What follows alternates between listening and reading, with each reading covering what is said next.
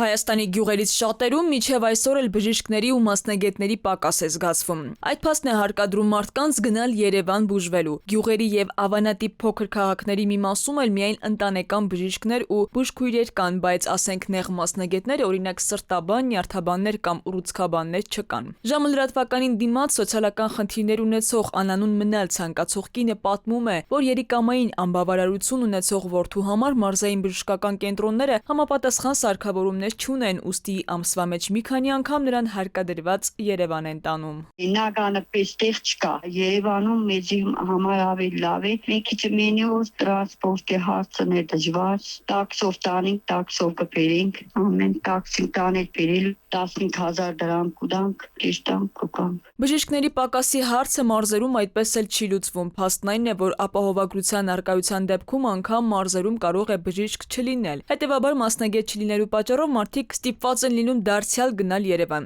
Մեծ հիվանդանոցներն ու մասնագիտացված կենտրոնները հիմնականում գտնվում են մայրաքաղաքում, ուստի ապահովագրության առկայության դեպքում մարդիկ կգնան հենց նշյալ հաստատություններ։ Դա իր հերթին կարող է ավելի մեծ ծանրաբեռնվածություն ստեղծել մայրաքաղաքի հիվանդանոցների համար, ասում են ոլորտի փորձագետները։ Ուստի եթե ապահովագրություն ունեցող մարդիկ ընտրեն մեծ քաղաքներում բուժումը, մարզային հիվանդանոցները կարող են ունենալ քիչ հիվանդներ, հետևաբար քիչ ֆինանսավորում, ինչը կարող է ավելի վատթարացնել բուժօգնության վիճակը։ Առողջապահության կազմակերպիչը նկատում է, պացիենտների դիմելիությունը եղել է, կա ու մնալու է Երևանում ավելի բարձր, քան մարզերում։ Գրիգորյանի դիտարկմամբ երևանյան հիվանդանոցները տեխնոլոգիապես ավելի զարգացած են։ Նրանց գերակշիռ մասը մեծ ներդրումներ կատարած վերջին սերնդի ախտորոշիչ տեխնոլոգիաներով հագեցած մասնավոր բժշկական կենտրոններ են։ Բուժառուները այդ իսկ պատճառով էլ նախընտրում են մայրաքաղաքում բուժումը։ Հիմնականում մարդիկ մարզերում բուժօգնություն էին ստանում, որովհետև ծախսային առումով այնտեղ ավելի մատչելի էր։ Հիմա այստեղ երբ որ այդ ծախսային հոդվածը վերանում է եւ մարդուն տարբերություն չկա, որտեղ ինքը բուժում ստանա, բնականաբար ինքը ուզում է ավելի մեծ տեխնոլոգիապես զարգացած հիվանդանոցում ստանա այդ բուժօգնությունը։ Այնինչ մարզային բժշկական կենտրոններից հակառակ պնդումն են անում։ Հարցին թե արդյոք առողջապահական համընդհանուր ապահովագրության ներդրումից հետո չի նվազել բուժառուների քանակը, ստացանք հետևյալ արձագանքը։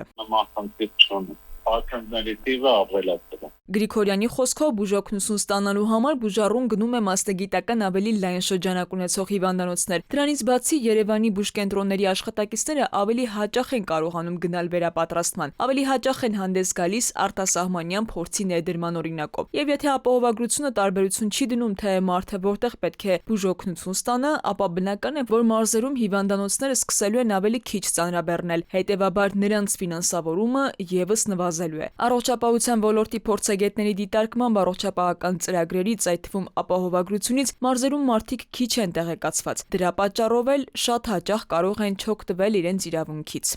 Քնարիկ Պետրոսյան, ժամը լրատվական։